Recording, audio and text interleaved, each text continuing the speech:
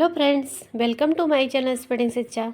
Friends, जैसा कि previous year question paper के अंतर्गत हम यूपी पीजीटी के समाजशास्त्र के प्रीवियस ईयर क्वेश्चन पेपर को सॉल्व कर रहे थे, जो कि 2016 में फॉर्म भरा गया था, लेकिन इसका एग्ज़ाम जो है 2019-20 में हुआ था। तो उसके क्वेश्चन को हम लोग सॉल्व कर रहे थे, जिसमें हमने 40 क्वेश्चन तक कंप्लीट किया था। तो आज की इस वीडियो में हम उसके आगे के क्वेश्चन को डिस्कस करेंगे। तो फ्रेंड्स, चलिए शुरू करते हैं। क्वेश्चन नंबर 41, सोशियोलॉजी दो शब्दों सोशियस एवं लोगोस के मेल से बना है। लोगोस किस भाषा का है? जैसा कि हम सभी लोगों ने पढ़ा होगा कि समाजशास्त्र जो है, सोशियोलॉजी शब्द दो शब्दों से मिलकर बना है, सोशियस प्लस लोगस। तो जिसमें सोशियस जो है वो लैटिन भाषा का शब्द है, लेकिन लोगस जो है वो किस भाषा का शब्द है? तो लैटिन का, जर्मन का, यूनानी का या फ्रांसीसी का? तो आंसर होगा यूनानी का। और ये इंग्लिश में या हिंदी में कभी कभी ग्रीक लिख के आ जाता है। तो कभी कभी ऐसे ग्रीक लिखा रहता है, या यहाँ पे यूनानी है तो इंग्लिश में वहाँ पे ग्रीक लिखा होगा। तो हमें यहाँ ध्यान देना है, क्योंकि ज़्यादातर हम लोग एक ट्रिक से इसको याद करते हैं, LG, यानी कि लैटिन और ग्रीक। तो लैटिन और ग्रीक माना कि नहीं रहा, यूनानी रहा, तो कंफ्यूज नहीं होना है कि यहाँ पे यूनानी भी रहेगा। अगला क्वेश्चन है क्वेश्चन नंबर 42, वास्तविक तथा सामान्य सामाजिक संरचना के मध्य अंतर किसने स्थापित किया है? नाडेल, दुर्खीम, मार्टन या रेडक्लिफ ब्राउन? तो आंसर होगा रेडक्लिफ ब्राउन। तो वास्तविक तथा सामान्य संरचना के बारे में थोड़ा सा हम जान लेते हैं कि जैसा कि वास्तविक संरचना, ये ब्राउन जो है ये संरचना को मूर्त मानते हैं, ये सामाजिक संरचना को मूर्त मानते हैं, ये सामाजिक संरचना को मूर्त मानते हैं। और मूर्त मानते हुए ये इसके सामाजिक संरचना के दो स्वरूप बताते हैं। दो स्वरूप, पहला ये बताते हैं वास्तविक संरचना जो यहाँ पे है, और दूसरा ये बताते हैं सामान्य सामाजिक संरचना। तो जो ये वास्तविक संरचना होती है, इसमें ब्राउन जो है वो व्यक्तियों को सम्मिलित करते हैं और कहते हैं कि ये परिवर्तनशील होती रहती है। जो वास्तविक संरचना है ये परिवर्तनशील होती रहती है, क्योंकि यह व्यक्तियों की बनी रहती है, व्यक्तियों से बनी रहती है, और ये परिवर्तनशील है और अस्थायी है वास्तविक संरचना। लेकिन जो सामान्य संरचना है, ये कहते हैं कि ये नियमों से मिलकर बनी रहती है, और ये जो है अपेक्षाकृत स्थिर रहती है और अस्थायी रहती है। तो सामान्य संरचना स्थिर रहती है, अस्थायी रहती है, और किससे मिलकर बनी होती है? तो नियमों से मिलकर बनी होती है। जो नियमों की व्यवस्था होती है तो वो इस सामान्य संरचना में शामिल होती है, और ये स्थिर होती है और अस्थायी होती है। लेकिन जो वास्तविक संरचना है वो व्यक्तियों से मिलकर बनी होती, अस्थायी है और परिवर्तनशील होती रहती है। तो ये हमें ध्यान देना है। और ये एक इनकी परिभाषा से क्वेश्चन बनता है कि सामाजिक संरचना संस्था द्वारा परिभाषित और नियमित संबंधों में लगे हुए व्यक्तियों की एक क्रमबद्धता है। तो ये परिभाषा कई बार पूछी गई है और इससे क्वेश्चन बना है। और ये संरचना और प्रकार को एक ही सिक्के के दो पहलू मानते हैं। तो ऐसा भी क्वेश्चन बना है कि संरचना और प्रकार को एक ही सिक्के के दो पहलू कौन मानते हैं? तो ब्राउन मानते हैं। और ये रेडक्लिफ ब्राउन जो हैं, ये सामाजिक संरचना के लिए, जो ये सामाजिक संरचना की बात करते हैं, तो ये सामाजिक संरचना के लिए सामाजिक स्वरूप शास्त्र कहते हैं। सामाजिक संरचना को ये सामाजिक स्वरूप शास्त्र कहते हैं, जिसे इंग्लिश में सोशल मॉर्फोलॉजी कहा जाता है। सामाजिक संरचना को ये सामाजिक स्वरूप शास्त्र कहते हैं और इंग्लिश में सोशल मॉर्फोलॉजी कहा जाता है। और ये सामाजिक प्रकार के लिए, ब्राउन जो हैं, सामाजिक प्रकार के लिए सामाजिक शरीर शास्त्र का प्रयोग करते हैं, जिसे इंग्लिश में सोशल फिजियोलॉजी कहा जाता है। तो यहाँ सोशल मॉर्फोलॉजी और सोशल फिजियोलॉजी से हम थोड़ा सा कंफ्यूज हो सकते हैं, क्योंकि हमने कहीं ना कहीं ये दुर्खीम के उसमें पढ़ा है कि जो समाजशास्त्र की विषय वस्तु इमाइल दुर्खीम ने बताया है कि समाजशास्त्र की विषय वस्तु उनको इन्होंने 3 भागों में बांटा था। तो जिसमें वो सामाजिक आकार की, सामाजिक शरीर शास्त्र और सामान्य समाजशास्त्र की बात करते हैं इमाइल दुर्खीम। तो जो सामाजिक आकार की बताते हैं उसे भी इंग्लिश में सोशल मॉर्फोलॉजी कहा जाता है, और जो सामाजिक शरीर शास्त्र की बात करते हैं उसे भी सोशल फिजियोलॉजी कहा जाता है।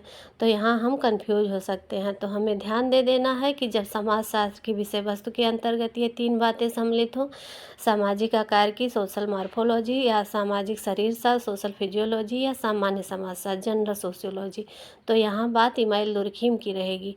लेकिन अगर पूछ ले कि सामाजिक संरचना के लिए सामाजिक स्वरूप शास्त्र का प्रयोग किसने किया, तो वहाँ पर ब्राउन हो जाएंगे। और सामाजिक प्रकार के लिए सामाजिक शरीर शास्त्र का प्रयोग किया तो वहाँ पे भी ब्राउन हो जाएंगे। तो हमें यहाँ ध्यान दे देना है। हमारा अगला क्वेश्चन है क्वेश्चन नंबर 43। जब किसी समुदाय में बड़ी संख्या में लोग अवैध साधनों द्वारा अपने लक्ष्यों को पाने का प्रयत्न करने लगते हैं, तब इस दशा को क्या कहा जाता है? सामाजिक विघटन कहा जाता है, व्यक्तिगत विघटन कहा जाता है, पारिवारिक विघटन या सांस्कृतिक विघटन। तो इसे हम सामाजिक विघटन कहेंगे, क्योंकि समुदाय के लोग हैं तो बड़ी संख्या में बड़ी मात्रा में लोग जब अवैध साधनों में लिप्त हो जाते हैं तो उसे हम सामाजिक विघटन कहते हैं।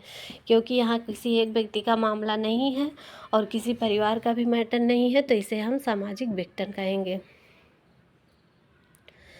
तो सामाजिक विघटन में क्या होता है कि सामाजिक संगठन और सामाजिक विघटन एक सापेक्ष अवधारणाएं हैं। सामाजिक संगठन और सामाजिक विघटन जो हैं सापेक्ष अवधारणाएं हैं। और सामाजिक विघटन जो है समाज की रोगग्रस्त अवस्था को कहते हैं। रोगग्रस्त अवस्था यानी कि उस समाज में काफ़ी अवैध तरीक़ों से लोग साधनों का प्रयोग करते हैं और जो है वो व्यवस्था अस्त व्यस्त रहती है। सामाजिक सिस्टम जो है सही तरीके से कार्य नहीं कर पाती है। जब किसी कारणवश समाज के अंगों में सामंजस्य नहीं रह पाता है, सामाजिक एकता भंग होने लगती है, तो यह स्थिति सामाजिक विघटन कहलाती है। और सामाजिक विघटन एक प्रक्रिया है जो हमेशा समाज में उपस्थित रहती है।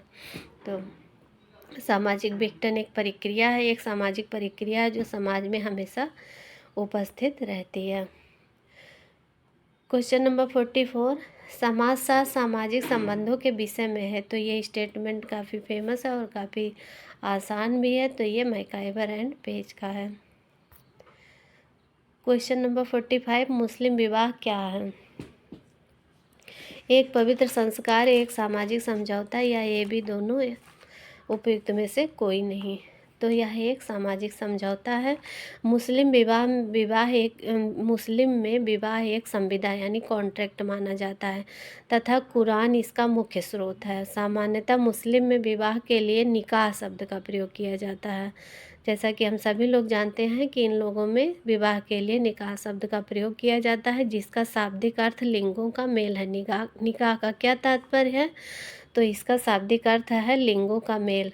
और इस्लामी वैधानिक मान्यताओं के अनुसार निकाह एक कानूनी संविदा है, जिसका लक्ष्य क्या है कि पति पत्नी के यौन संबंध तथा उनकी संतान के संबंधों व उनके पारस्परिक अधिकारों तथा कर्तव्यों को वैधता प्रदान करना है। तो इस संबंध में एक D.F. मुल्ला जी हैं, ये निकाह से संबंधित एक परिभाषा देते हैं D.F. मुल्ला जी। तो इनकी परिभाषा जान लेते हैं कि ये कहते हैं निकाह को एक संविदा के रूप में परिभाषित किया जाता है। D.F. मुल्ला क्या कहते हैं कि निकाह को एक सामाजिक संविदा के रूप में परिभाषित किया जाता है, जिसका उद्देश्य संतानोत्पत्ति और संतान को वैधता प्राप्त करना है। तो ये स्टेटमेंट D.F. मुल्ला का है। Question number 46। भारत में सामुदायिक विकास योजना का प्रारंभ कब हुआ? सामुदायिक विकास परियोजना यानी कि CDP कम्युनिटी डेवलपमेंट प्रोग्राम, तो ये कब शुरू हुआ था? आंसर होगा 1952 में। और स्वतंत्रता प्राप्ति के पश्चात गांधी जी की संकल्पना को साकार करने के लिए ग्रामीण पुनर्निर्माण, जिसका मुख्य उद्देश्य नवीन ग्रामीण संस्कृति की स्थापना करना था, तो जिसे साकार करने के लिए 2 अक्टूबर 1952 को सामुदायिक विकास कार्यक्रम लागू किया गया और इसके 8 उद्देश्य निर्धारित किए गए। कितने उद्देश्य? 8 उद्देश्य। तो 8 उद्देश्य कौन कौन से हैं? पहला है कि जनता के मानसिक दृष्टिकोण को में परिवर्तन लाना, दूसरा यातायात के साधन, तीसरा शिक्षा का प्रसार, चौथा स्वास्थ्य एवं सफाई, पांचवा प्रशिक्षण, छठा है रोजगार का विस्तार, सातवां है मकानों की व्यवस्था और आठवां है सामाजिक कल्याण। तो ये 8 उद्देश्य निर्धारित किए गए थे CDP में, कम्युनिटी डेवलपमेंट प्रोग्राम में। और एक आता है, इस पे क्वेश्चन आता है कि इस कार्यक्रम से गांव पर पड़ने वाले प्रभाव का मूल्यांकन, यानी कि CDP या सामुदायिक विकास कार्यक्रम का मूल्यांकन किसने किया, किस समाजशास्त्री ने किया? तो यस्सी दुबे जी का नाम आता है कि इन्होंने अपनी पुस्तक इंडियाज चेंजिंग विलेजेज, तो उसमें इन्होंने इस पुस्तक में इस कार्यक्रम से गांव पर पड़ने वाले प्रभाव का मूल्यांकन किया था। किसने? तो यस्सी दुबे ने सामुदायिक विकास योजना का मूल्यांकन किया था, और उसको मूल्यांकन करते हुए अपनी किस पुस्तक में लिखा था? तो इंडिया चेंजिंग विलेजेज में यस्सी दुबे ने लिखा था। ये भी क्वेश्चन पूछा जाता है। अगला क्वेश्चन है क्वेश्चन नंबर 47, किसने पूंजीवाद के विकास को प्रोटेस्टेंट धर्म की शिक्षाओं से जोड़ा है? तो ये मैक्स वेबर ने, कि इन्होंने पूंजीवाद के विकास को प्रोटेस्टेंट धर्म, ये प्रोटेस्टेंट एक ईसाई धर्म था जो कि पश्चिमी देशों में काफ़ी प्रचलित था। तो इस धर्म की वजह से पूंजीवाद का काफ़ी विकास हुआ, क्योंकि प्रोटेस्टेंट धर्म यही बताता है कि मैक्स वेबर ने जैसा कि 6 धर्मों का तुलनात्मक अध्ययन किया था, जिसमें कि भारत के भी धर्मों का अध्ययन किया था, चीन के, यहूदी और इन्होंने इस्लामी, तो इन सब धर्मों का अध्ययन किया था। तो उन्होंने यह देखा कि आखिर प्रोटेस्टेंट धर्म में ही क्यों ऐसा उत्तरदायी है कि जो कि पश्चिमी देशों में पूंजीवाद का काफ़ी तीव्र गति से विकास हुआ और जगहों पर उतनी तीव्र गति से विकास क्यों ना हो सका। तो इन्होंने प्रोटेस्टेंट धर्म में जो लिखा था उसको इन्होंने उसका अध्ययन किया, और उसमें था कि मतलब धन से धन कमाना, एक एक पैसा बचाना, मेहनत ईमानदारी करना, तो ये सब सारी चीज़ें जो था वो प्रोटेस्टेंट धर्म में बताई गई थी। और जिसको मतलब बेंजामिन फ्रैंकलिन एक थे, तो उनसे ये संबंधित था ये धर्म जो था, तो उसका इन्होंने मैक्स वेबर ने अध्ययन किया था। तो उसमें एक स्टेटमेंट उनका बेंजामिन फ्रैंकलिन का काफ़ी प्रसिद्ध था कि समय ही धन है और एक एक पैसा बचाना, मेहनत से पैसा कमाना, ऐसे उनका एक स्टेटमेंट था, तो उसमें उन्होंने दिया था। तो ये उसी धर्म का इन्होंने मैक्स वेबर ने अध्ययन किया था और बताया कि प्रोटेस्टेंट धर्म में जो प्रोटेस्टेंट धर्म की शिक्षाएं हैं वो पूंजीवाद के विकास में काफ़ी योगदान दी हैं। तो इसलिए पूंजीवाद का वहाँ पे यूरोप में काफ़ी विकास हुआ था। हमारा अगला क्वेश्चन है, संघर्ष, प्रतिस्पर्धा और सहयोग सभी परस्पर आश्रित हैं, ये मानव समाज के सदैव विद्यमान रहने वाले पहलू हैं। तो ये स्टेटमेंट है, ये किसका है? मैकाइवर एवं पेज का, किंग्सले डेविस का, इवोगार्ड्स का या एम जिन्सबर्ग का? तो ये किंग्सले डेविस का है।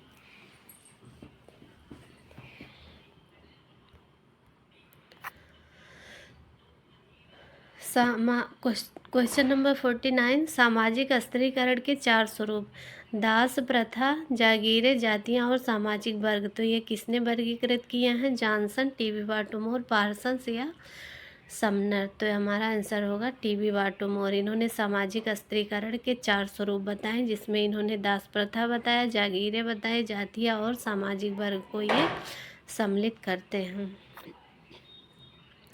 क्वेश्चन नंबर 50, समाज के विकास का सिद्धांत किसने प्रतिपादित किया था? Karl Marx, Lewis Coser, Herbert Spencer या मैक्स वेबर? तो समाज के विकास का सिद्धांत किसने प्रतिपादित किया था? तो हर्बर्ट स्पेंसर ने किया था। तो फ्रेंड्स, इसी के साथ आज की वीडियो को हम समाप्त करेंगे। बाकी के क्वेश्चन को हम अगले वीडियो में इंक्लूड करेंगे।